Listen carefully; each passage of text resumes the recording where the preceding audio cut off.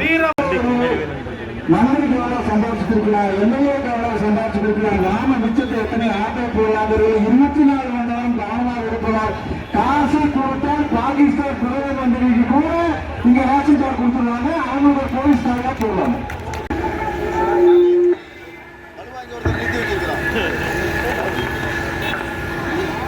இந்த கண்டன ஆர்ப்பாட்டத்திற்கு கண்டிக்கின்றோம்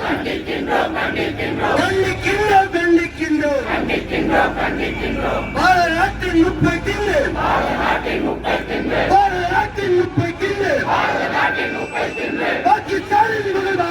பாகிஸ்தானின் புகழ்பாடும் கம்யூனிஸ்டை கண்டிக்கின்றோம்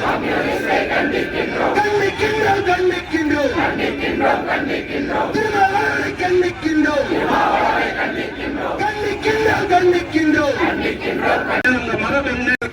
பாரதிய ஜனதா கட்சியின் சார்பாக உறுதிமொழியாக தெரிவித்து மீண்டும் ஒருமுறை காவல்துறை அதிகாரிகளுக்கு வேண்டுகோள், தயவு செய்து இங்கிருக்கிற வங்காளதேசத்தினரையும் பாகிஸ்தானினரையும் ஓட்டு வங்கிக்காக பயன்படுத்திக் கொண்டிருக்கின்ற திமுக அரசுக்கு பயப்படாமல் பொதுமக்களுடைய உயிருக்கு பாதுகாப்பு கொடுக்கிற வகையில் நீங்கள் செயல்பட வேண்டும் என்று கேட்டுக்கொண்டு, நீங்கள் செயல்படவில்லை என்றால் திருப்பூர் வடக்கு மாவட்டத்துடைய காவல்படை மருவர்கள் உங்களை செயல்பட வைப்போம் என்று உங்களுக்கு ஒரு எச்சரிக்கையை கொடுத்து வாய்ப்புக்கு நன்றி கூறி விடைபெறுகிறேன். நன்றி.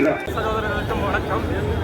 இன்று காஷ்மீரில் நடைபெற்ற பயங்கரவாத தாக்குதலை கண்டித்து தமிழகம் முழுவதும் நடைபெறுகின்ற ஆர்ப்பாட்டத்தின் ஒரு பகுதியாக திருப்பூர் வடக்கு மாவட்ட பாரதிய ஜனதா கட்சியின் சார்பில் புதிய பேருந்து நிலையம் அருகில் பாகிஸ்தானுக்கு கண்டனங்களை தெரிவித்தும் உலக தலைவர்கள் பாகிஸ்தானுக்கு ஒத்துழைப்பு கொடுக்கக்கூடாது என்பதை வலியுறுத்தியும் நடைபெற்ற இந்த கண்டன ஆர்ப்பாட்டத்தில் திருப்பூர் பகுதியில் இருக்கின்ற ஆயிரக்கணக்கான சகோதரிகள் கலந்து கொண்டார்கள். இந்த நிகழ்வில் சமீபத்தில் பார்த்தீங்கன்னா வகுப்பு வாரிய சட்டத்துக்கு வேண்டி திருப்பூரில் பல்வேறு இடங்களில் நடைபெற்ற போராட்டத்தில் இந்திய இறையாண்மைக்கு கேள்வி எழுப்புகின்ற விதமாக பல்வேறு விஷயங்கள் அந்த வகுப்பு வாரிய எதிர்ப்பு சட்டத்து போராட்டத்தில் நடைபெற்றது.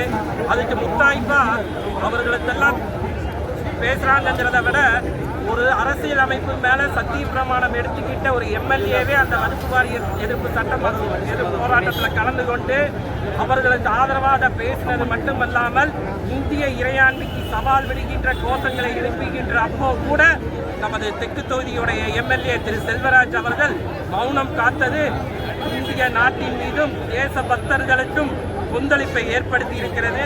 திருப்பூர் வடக்கு மாவட்டத்தின் சார்பாக அவர் பகிரங்க மன்னிப்பை கேட்க வேண்டும். இல்லாவிட்டால் அவருடைய இடத்தை மட்டுமில்லை, அவர் எங்கே செல்கின்றாரோ அங்கெல்லாம் பாரதிய ஜனதா கட்சி திருப்பூர் வடக்கின் சார்பில் எங்களது எதிர்ப்பினை தெரிவிக்க வேண்டிய நிர்பந்தத்துக்கு அவர் ஆளாக்கியுள்ளார். நிச்சயம் அவருக்கு எதிர்ப்பை காமிப்போம். இதன் ஒரு பகுதியாக இன்று பாகிஸ்தான் அரசாங்கம் அந்த அப்பாவி மக்களை கொன்னதை மட்டுமல்லாமல் இன்றும் இந்தியாவுக்கு எதிராக தீவிரவாத செயல்களை தொடர்ந்து ஆதரிக்க வருகிறது.